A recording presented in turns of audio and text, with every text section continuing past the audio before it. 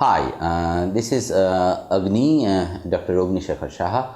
I'm a pediatric intensivist and a pediatrician. I'm with Papilio.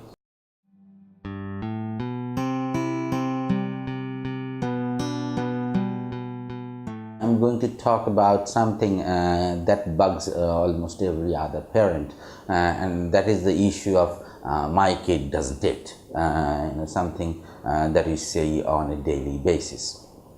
And basically, if you want to look at it closely, then look, there is no other animal in the world where a small baby animal needs counselling. There needs to be force fed. All this doesn't happen with any other animal. It happens with human beings only. So that should start you thinking. I think one of the most important thing about this issue is parental anxiety. The parents are anxious about it, and the moment you take care of that bit, half of the problem is solved.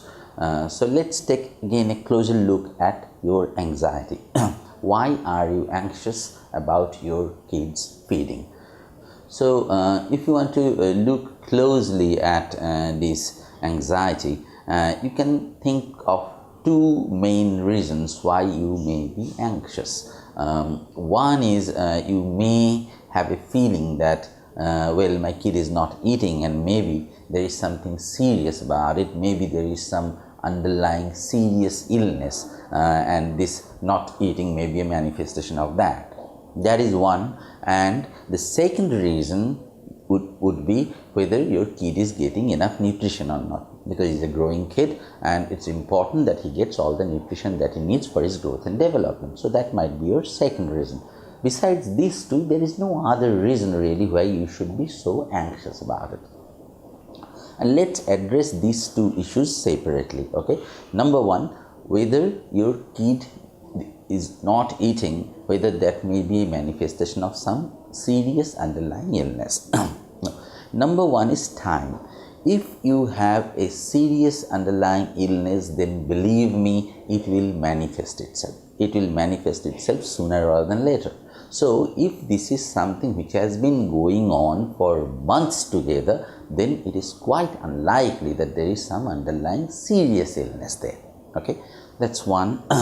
Number two is, what is the general activity level of your kid? Is he active? Is he running around? And has there been any recent change in that? Is he getting more lethargic, more tired? That. If that is not happening, then a significant illness is quite unlikely. And then there will be some other symptoms along with the not eating. Something like a fever, a recurrent diarrhea, or some other symptom. If there is no associated other symptoms, then also a serious underlying illness is quite unlikely. And the other thing is weight. If your kid is losing weight, then that is serious. That a growing kid may not gain weight, but he should not lose weight. If your kid is not losing weight, then that is also another way of thinking that possibly there is not something serious there. So when you are facing it, you ask all these questions and answer to yourself.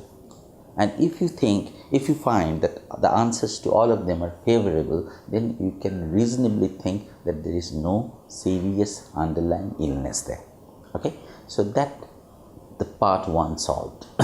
Then the part two is whether my kid is getting enough nutrition or not, and that's of course very important, because a growing kid, it's a very important phase of their life. They must grow, they must develop, and it's very important that they get all the nutrition. Now, there is a bit of subjectivity in it. You make a portion of food, whatever food it may be, and you think that this is appropriate for your kid. you think.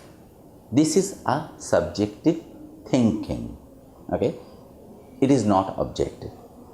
So you think that my kid should take this much.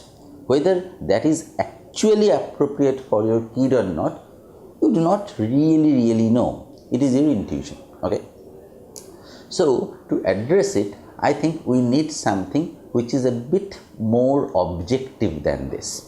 A subjective feeling is very vague to address. So we need to have an objective marker about whether my kid is getting enough nutrition or not. So basically we need something more objective than that. And what can that be? That is your kid's body weight, your child's body weight. Because in order to put on weight, there has to be 4 processes in your body which must be acting properly. One is you have to take enough food. Number 2, you must digest it properly. And number 3, you must assimilate it. Assimilation is a different process than digestion. You must assimilate it properly.